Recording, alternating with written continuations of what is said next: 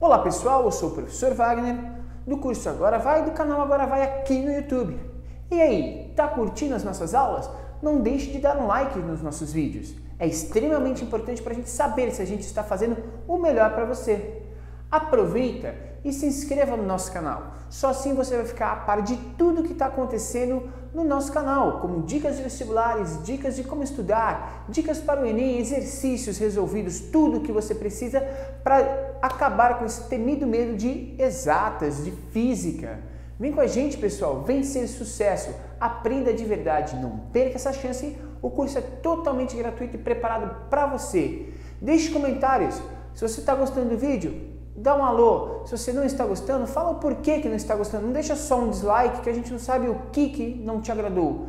Gente, comente, converse com a gente, pergunte. Eu vou aqui tirar todas as suas dúvidas e te ajudar a chegar e a conquistar o seu sonho de ingressar na melhor universidade. Vamos lá!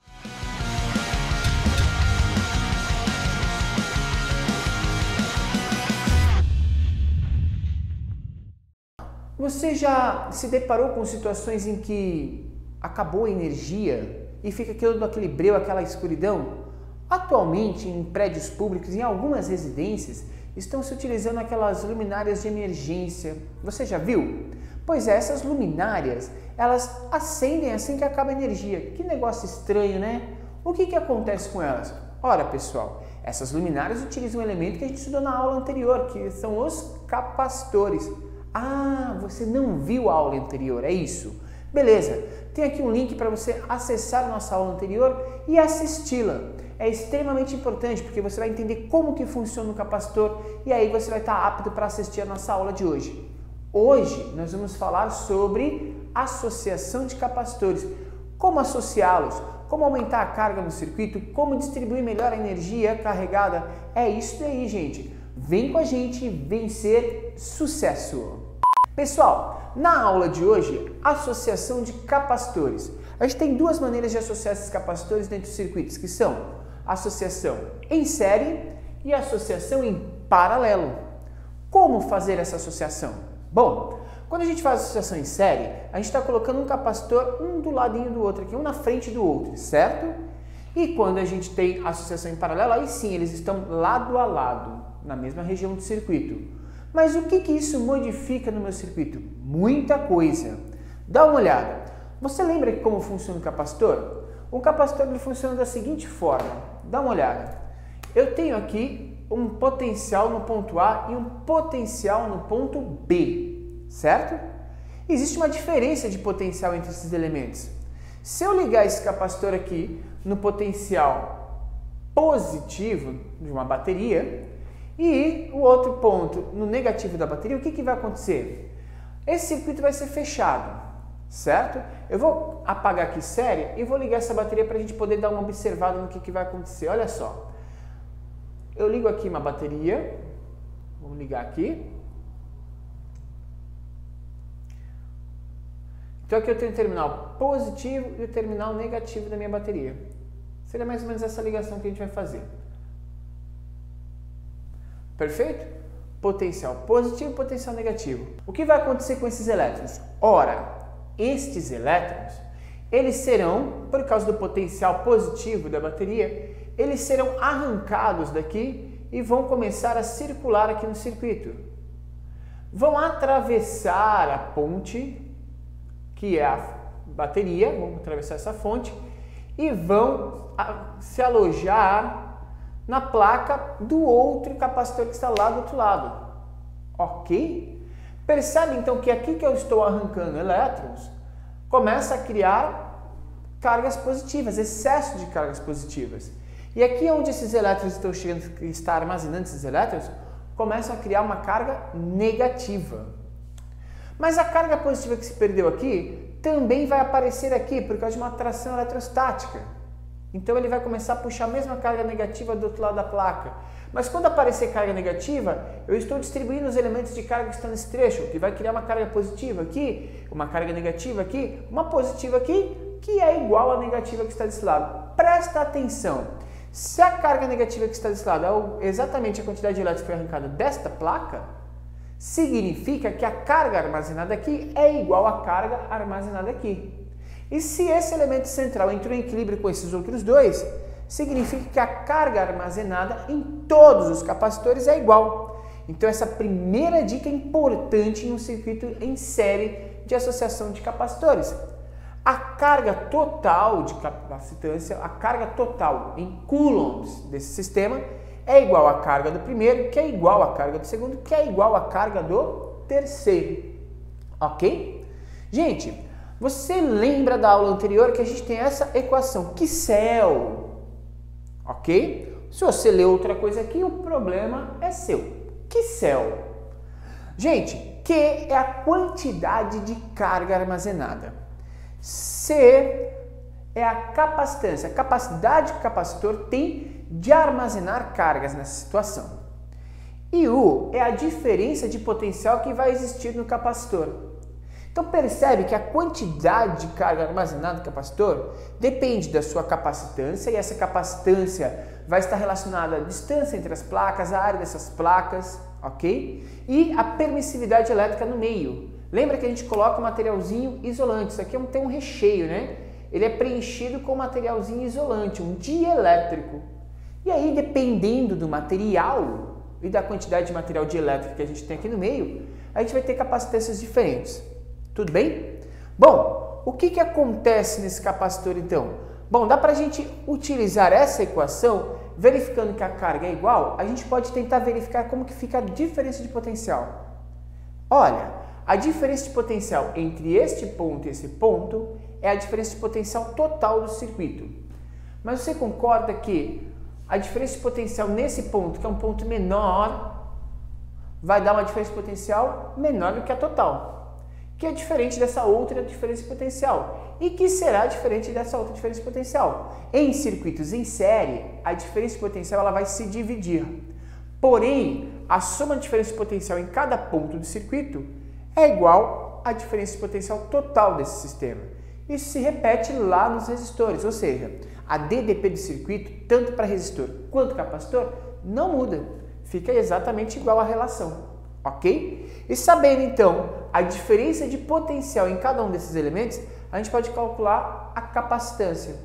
Mas existe uma relação de capacitância que é interessante, porque parte da carga armazenada aqui, parte da carga aqui, parte da carga aqui. Ou seja, como eles vão armazenar cargas iguais, a gente pode definir então que eu vou ter uma média dentro das capacitâncias que esses elementos me apresentam.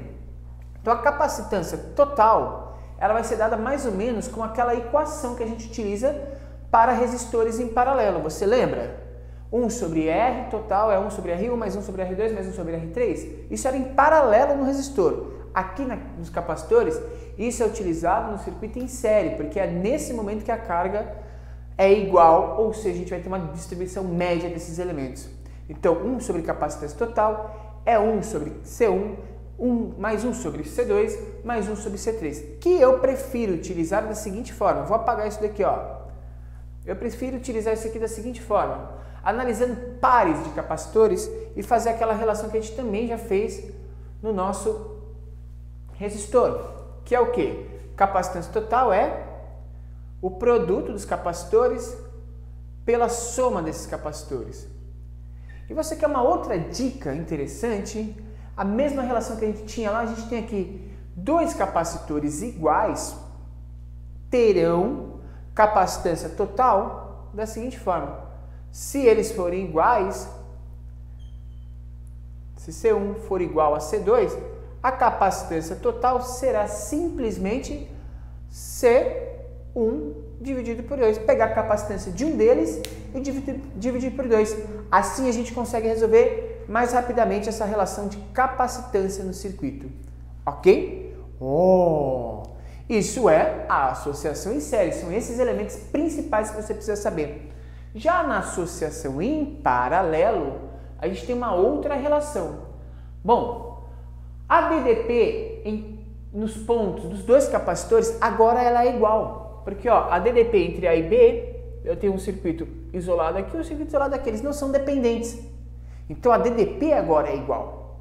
Sendo a diferença de potencial igual no circuito, A gente tem uma relação entre a capacitância e a quantidade de carga armazenada. Lembra, se a DDP é igual para eles e eles são independentes, ou seja, eu posso armazenar uma carga aqui e uma carga completamente diferente, são caminhos diferentes para a corrente passar. Ou seja, a quantidade de carga aqui é diferente da quantidade de carga aqui.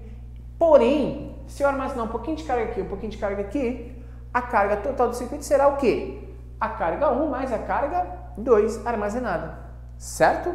A capacitância também são caminhos independentes para a corrente. Logo, a capacitância que terá aqui não depende da capacitância que tem aqui. E aí a gente pode relacionar a capacitância total, que é C1 mais C2. Então percebe que quando o circuito está em série, eles são dependentes, porque é o único caminho para passagem de corrente, então ela tem que carregar todo mundo igual. De modo que a carga vai ser igual naquele circuito. Aqui são caminhos dependentes, então a carga vai ser diferente, completamente independente nos trechos do circuito. Tudo bem? Gente, lembra que eu falei para vocês sobre a capacitância? Só deixa eu te lembrar como que a gente calcula essa capacitância. Os capacitores, eles têm vários formatos, né? Mas basicamente a gente utiliza sempre essa simbologia, que são duas placas metálicas aí, quaisquer, paralelas, ok? Então isso ajuda a gente a entender, mas a gente tem capacitor cilíndrico, esférico, em forma de disco, vários formatos. Para a gente estudar, a gente vai utilizar esse. E no capacitor plano paralelo que a gente pode medir a capacitância a partir desta equação. Lembra que eu falei aqui no começo? Olha só. Eu tenho uma plaquinha em cima, uma plaquinha embaixo, a diferença de potencial às cargas vai criar um campo elétrico entre essas cargas. O campo elétrico, quanto mais distante forem as cargas, menor vai ser essa relação de campo elétrico desse sistema. Bom, como que a gente calcula a capacitância? A capacidade de armazenar carga. A capacidade de armazenar carga depende desse E0 aqui, que é a permissividade elétrica do meio. Normalmente o exercício te dá essa permissividade. A gente tem a permissividade do vácuo, a permissividade do ar, a permissividade da mica, a permissividade da madeira, do algodão, de outros elementos. Então, a gente não consegue decorar, isso é tudo tabelado. Então, é importante que você observe bem as informações. Permissividade do meio, que é a permissividade elétrica que tem esse elemento dielétrico no meio das duas placas. A área da placa, quanto maior a área da placa, mais carga eu consigo armazenar. Então a área da placa é diretamente proporcional à capacitância. Maiores capacitores armazenam mais cargas. A distância entre as placas já atrapalha o armazenamento de cargas, ok? Porque vai ficar muito difícil a transição desses elementos, a interação eletrostática. De modo que, quanto maior a distância entre essas placas, menor a capacitância. Sacou? Então a gente tem essa equação que é importante. Lembrando que capacitância ou capacidade térmica de um sistema, essa capacitância aqui, ela é dada em Faraday. A gente discutiu isso lá na nossa primeira aula. A unidade de medida é Faraday. Porém, Faraday é uma unidade de medida muito grande para uma quantidade de carga muito grande. Então a gente normalmente vai ver circuitos trabalhando em microfarads, picofarads ou nanofarads. Então só para a gente dar uma observada aqui, se a gente for trabalhar com circuitos, a gente vai ter que fazer essas conversões. Então, eu vou deixar aqui uma tabelinha para você. Ó. A unidade de medida de capacitância é Farad, que a gente vai representar pela letra F. Ok? Porém, a gente vai trabalhar com submúltiplos de Faraday, que é milifaraday, que é pouco utilizado, que é vezes 10 a menos 3. Microfaraday é o mais utilizado, que é vezes 10 a menos 6, mas haverão circuitos eletrônicos precisos que vão utilizar nanofarads, 10 a menos 9, e picofarads, que é 10 a menos 12. Então você tem que lembrar um pouquinho de notação científica para poder trabalhar melhor os seus exercícios. Tranquilo? Gente, um capacitor não armazena só cargas. Para que ele armazena carga? Ele armazena carga porque ele precisa armazenar energia. Esse é um ponto importante. Então a gente vai falar um pouquinho que a energia elétrica é armazenada nesse sistema. E se a energia elétrica é armazenada nesse sistema, tem como a gente calcular. A energia elétrica armazenada no sistema é Q vezes U dividido por 2. Só que eu vejo muito aluno se perdendo nisso porque às vezes o exercício não oferece elementos. Como que a gente trabalha isso? Olha só, aí a gente pode explorar as equações da seguinte forma. Carga é igual capacitância vezes ADDP, ok? E a energia armazenada, estou dizendo para você, energia armazenada em joules é a quantidade de carga vezes ADDP dividido por 2. E se eu não tiver quantidade de carga, professor? Se você não tiver quantidade de carga, provavelmente você terá capacitância. E eu posso substituir então a capacidade de carga por isso daqui, ó. Então a minha energia armazenada será C vezes U que já estava lá, porque esse daqui é a nossa quantidade de carga que a gente substituiu, tudo isso dividido por 2. Então a nossa energia armazenada será C vezes U ao quadrado dividido por 2. Então dá para a gente utilizar a capacitância também para calcular a energia que vai ser armazenada nos nossos capacitores. Então dá para a gente brincar bem com essas equações, beleza?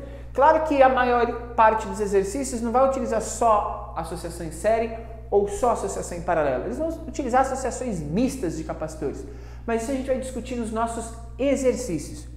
Vamos praticar, mas isso na próxima aula, galera. Gente, curtiu o vídeo? Esse é o resumo de associação de capacitores, aula número 2 de capacitores. Curtiu? Dá um like. Deixe comentários, faça perguntas, interaja com a gente e, gente, divulgue o nosso canal. Divulgue o nosso canal porque quanto mais gente tiver na comunidade agora, vai melhor para a gente conseguir alavancar este canal. Gente, não deixe de curtir a nossa página no Facebook, Curso Agora Vai no Facebook. Não deixe de curtir o nosso blog, cursoagoravai.blogspot.com.br. Não deixe de nos seguir no Twitter, @agoravai. Não deixe de nos seguir no Instagram. Ok? Vem com a gente, pessoal. Vem ser sucesso, porque física agora já não é mais mistério pra gente. Valeu!